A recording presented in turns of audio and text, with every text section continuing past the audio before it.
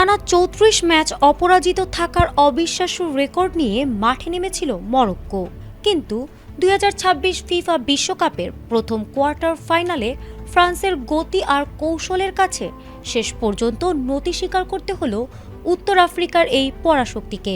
আর্লিংটনে অনুষ্ঠিত high voltage ম্যাচে ফ্রান্সের কাছে ২-০ গোলে হেরে বিশ্বকাপ স্বপ্ন ভেঙে চুরমার হয়ে গেছে আশরাফ হাকিমিদের। মরক্কোর এই বিদায়ের নেপথ্যে কাজ করেছে মূলত ৫টি প্রধান কারণ।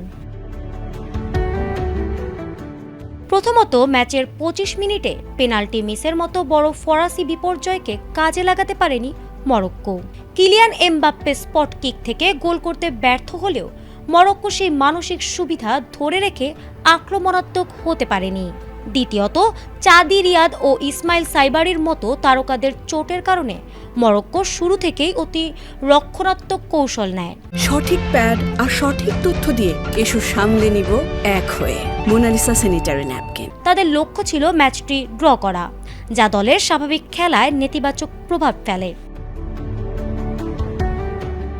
তৃতীয়ত, রক্ষণভাগের মারাত্মক ব্যক্তিগত ভুল মরক্কোকে ম্যাচ থেকে ছিটকে দেয়।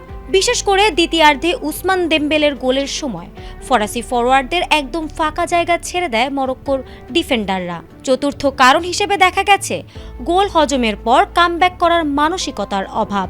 বিরতির পর ফ্রান্স যখন আক্রমণের তীব্রতা বাড়ায়, তখন মরক্কোর খেলায় ম্যাচে ফেরার কোনো তাড়না বা পরিকল্পনা চোখে পড়েনি। পঞ্চম ও শেষ কারণটি হলো প্রথমার্ধের পারফরমেন্স ধরে রাখতে না পারা। প্রথমার্ধে গোলরক্ষক ইয়াসিন বনুর বীরত্বে ম্যাচ গোলশূন্য রাখতে পারলেও দ্বিতীয়ার্ধে ফরাসি আক্রমণের সুনামি আর সামলাতে পারেনি মরক্কোর রক্ষণভাগ। আর এই জয়ে ফ্রান্স সেমিফাইনালে জায়গা করে নিল, যেখানে তাদের প্রতিপক্ষ হবে স্পেন অথবা বেলজিয়াম। অন্যদিকে মরক্কোর বিশ্বকাপ যাত্রা থামল কোয়ার্টার ফাইনালেই। ফারহানা হক, এটিএন বাংলা।